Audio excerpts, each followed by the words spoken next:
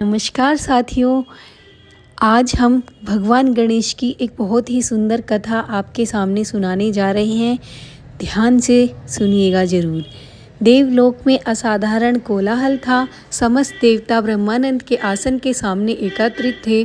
कारण था दुष्ट असुर गजकर्ण का अत्याचार। उस असुर के पास वरदान था कि वह किसी भी देव शक्ति से परास्त नहीं हो सकता। उसका शरीर पर्वत सा कठोर, क्रोध समुद्र सा उफान पर और अहंकार सूरज सा दहकता हुआ था।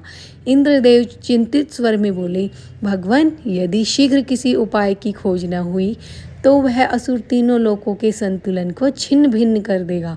अग्निदेव की ज्वाला भी आज बुझी बुझी सी थी। सभी देवताओं की दृष्टि एक साथ ब्रह्मा जी पर टिक गई।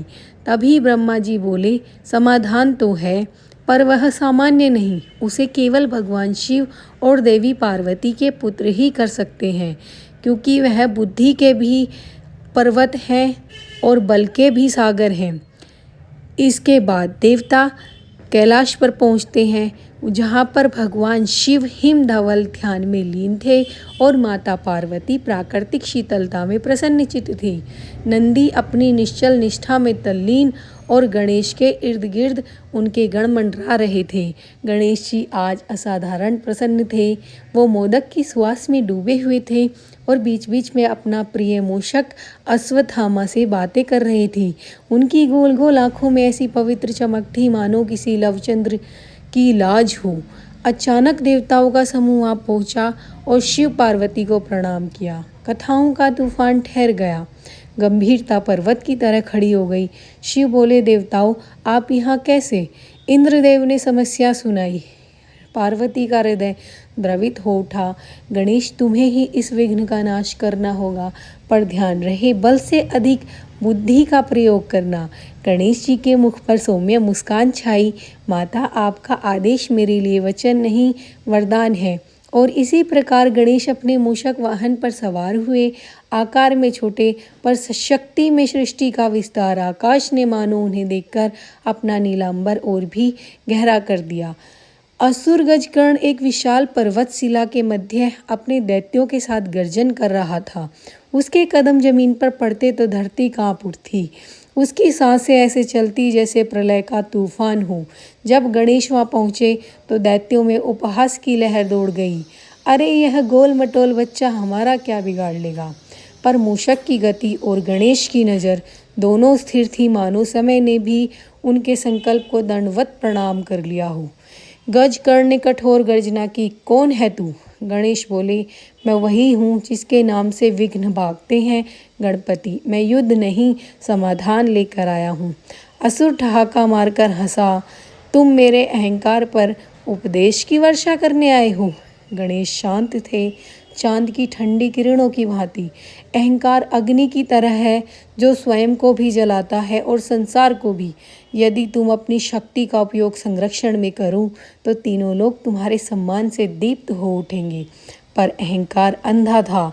मैं किसी की नहीं सुनता, आज मैं तुम्हें भी नष्ट कर दूंगा। असुर पर्वत जितना विशाल था उतना ही क्रोधी भी।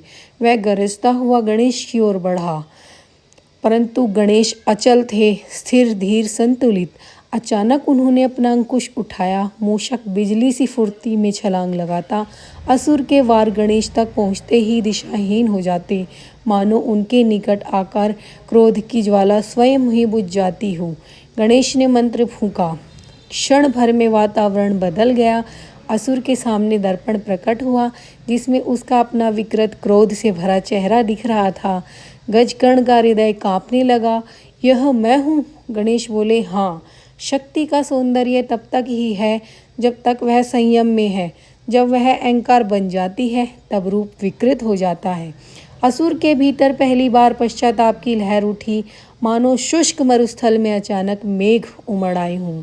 गजकर्ण घुटनों पर गिर पड़ा।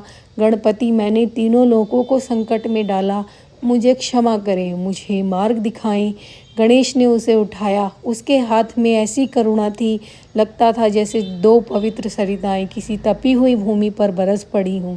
तुम शक्ति के अधिकारी हो, पर दिशा के भी। यदि तुम चाहो तुम त्रिलोक के संरक्षक भी बन सकते हो। असुर ने प्रणाम किया, मैं आपका आदेश मानूंगा प्रभु। और इस प्रकार अनुशासन का बीज उस हृदय में पनपा जहाँ पहले केवल अहंकार का जंगल था। जब गणेश कैलाश लौटे, देवताओं ने प्रसन्न होकर उनका अभिनंदन किया। इंद्र ने कहा, हे विघ्नहर्ता, आपने असुर का नाश नहीं, उसके अज्ञान का नाश किया। यही सच्ची जीत है। देवी पार्वती ने अपने पुत्र को गले लगाया, बेटा आज तुमने कर दिखाया कि बुद्धि का तेज सूर्य से भी अधिक प्रखर होता है। शिव ने कहा, गणेश, न तुम केवल देवताओं के प्रिय हो, बल्कि तुम संसार को भी पाठ सिखाते हो कि विनाश से नहीं, विवेक से विजय मिलती है। असुर के भीतर पहली बार पश्चाताप की लहर उठी, मानो शुष्क मरुस्थल में अचानक मेघ उमड़ाए हुए जीवन के गजकर्ण घुटनों पर गिर पड़ा। गणपति, मैंने तीनों लोगों को संकट में डाला, मुझे क्षमा करें, मुझे अपना मार्ग दिखाएं। गणेश ने उसे उठाया। उनके हाथ में ऐसी करुणा थी कि लगता था जैसे जो दो पवित्र सरिताएं किसी तपी हुई भूमि पर बरस रही हूँ। तुम शक्ति के अधिकारी हो, पर दिशा के भी। यदि तुम चाहो तो